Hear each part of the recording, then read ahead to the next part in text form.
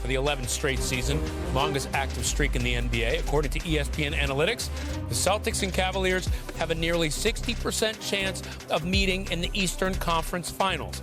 By comparison, there are 4 matchups with at least a 10% chance of taking place in the West. Kendrick Perkins joins us now to talk all things NBA. Okay, so Perk, 16 wins in a row for the Cavs. They're on pace for nearly 70 wins. And you've said before on this show, Cleveland is the second best team in the East, trailing the reigning champion Celtics. Have they done enough to change your mind? I mean, no, they haven't. And look, Cleveland is doing an outstanding job right now, especially Evan Mobley. He's playing, like an all-NBA player, second best power forward behind Giannis Antetokounmpo, in my opinion, in the league. But I still have the Boston Celtics. They just know how to win, and I trust them more. Jason Tatum has been playing at the MVP level.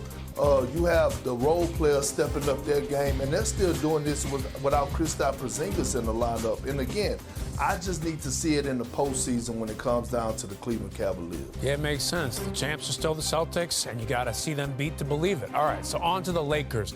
After a heartbreaking loss at Denver, it's their second game of a brutal 6-game in 8 days stretch. They got no Luka on Friday as they build him back up to 100%.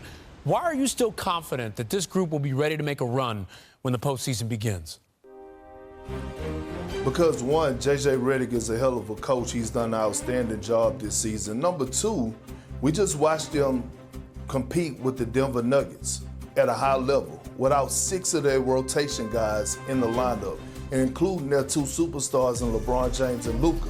We just saw Austin Reeves and Dalton Connect both go for 30 pieces. And I just think when they're healthy, they're the second best team in the Western Conference. I think outside of the Oklahoma City Thunder, the Lakers could beat any other team in the 7-game series because of the elevation of their role players that has been unlocked by J.J. Redick. Yeah, and especially offensively, as this team gels more, man, they're going to be dangerous in the playoffs. The Suns are next for L.A. on Sunday. Hey, Perk, always a pleasure. Thanks.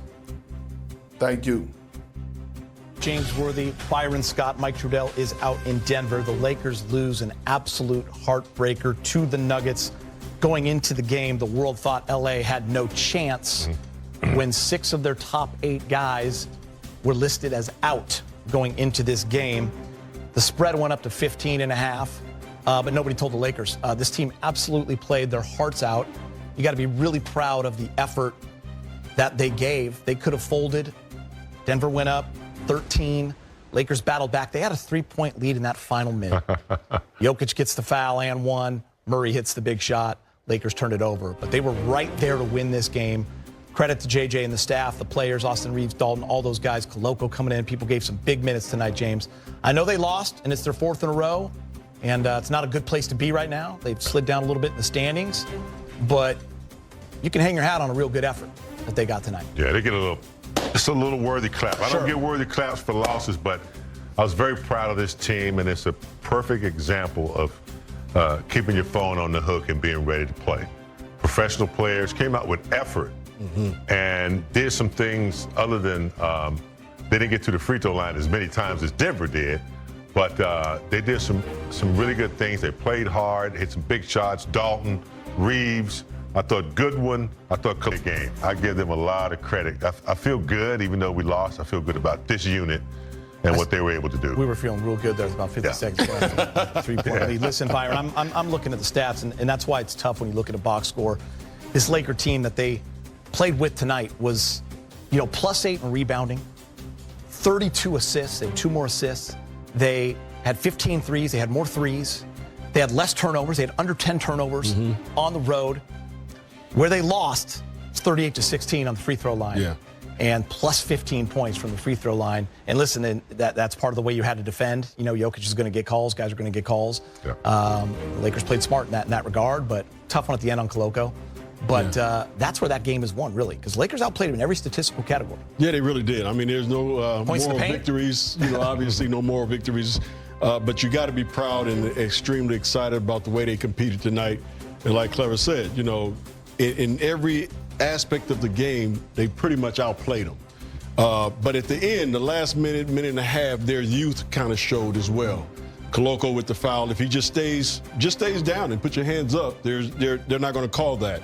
the inbound pass, the not switching on the pick and roll where Murray hits the three. You know, just little things. But when you got a group of guys that haven't played together that long, you're going to have those mistakes. It wasn't because of lack of effort.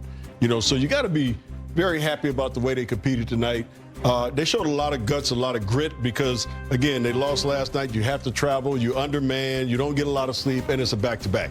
Yeah. You know, everything was against them, and they come out with this type of effort. So you got to be very proud of the way the Lakers played tonight. No doubt. As you see Jamal Murray, Jokic did a nice job of kind of, you see him push, a little bit, and just kind of blocking that defender, gives it, you know, sags a little bit, and now Jamal Murray's got an open shot. Jokic he's a people mover. Yeah. That's what he does. He walks around like he's going to set a pick and then, but what he's doing is he's moving people out of the way for Murray to get a shot or a pick or something, and he's really good at it. And that's Byron's right. The experience rose at the top. They've been there before. They know each other very well. But I thought collectively, you know, you gotta be happy. I mean, Bronny, I think it was Bronny's best game as an NBA player. I saw him set a very nice pick, and to get someone open, defended well. We got him open. Shot well, and so. By the way, James, this was not Denver also like laying over. Denver hit 42% from three. They shot 52% from the field. They shot 80% from the free throw line. This was a Laker team that was just going blow for blow. Effort. We had a good effort tonight. I think Denver, you know, Coach Malone's probably in the locker room going, what the hell? Yeah.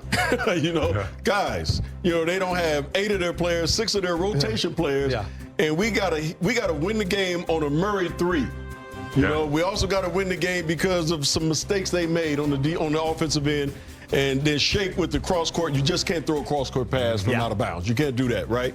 So I'm sure he's in the locker room going, hey, you know, if we want to really get to where we got to go to and win a championship, we got to be able to put away teams like this when they're undermanned like they were. So, you know, like we said, on our end with the Lakers, the way they played tonight, man, we got to be very proud of that group of guys because they put out a hell of an effort. Definitely proud as this tough stretch continues. The reality, however, is that the Lakers have now lost 4 in a row, and they went from 21 losses and a 2 seed to 25 losses, and now moving back in the standings. And, you know, 18, 17 games left. It's not time to panic, that's for sure. But it has been a tough stretch that's now kind of, you know, stands in your way a little bit because the Lakers just didn't. A little bit larger, Yeah, so one game they just didn't have, as JJ said, shortcutted it. Yeah, right? They didn't have the effort that night. That's the one, Geeter, that hurts them a little bit. After you looked at the injuries and LeBron being out, you look at the count, and you really put a lot of emphasis on that Brooklyn game because that's the one you need. And then you're only lost 3 in a row now instead of 4. So, you know, they'll go through the drawing board, hopefully get a couple players back slowly, and if they continue to play like they played tonight. I mean, we said that I agree. It was going to be guys going to get to measure themselves against, you know, good players. And I thought they passed with flying colors. And by the way, it's not just getting, like, if LeBron's going to be out for another week or even more, this team can win basketball games if you get those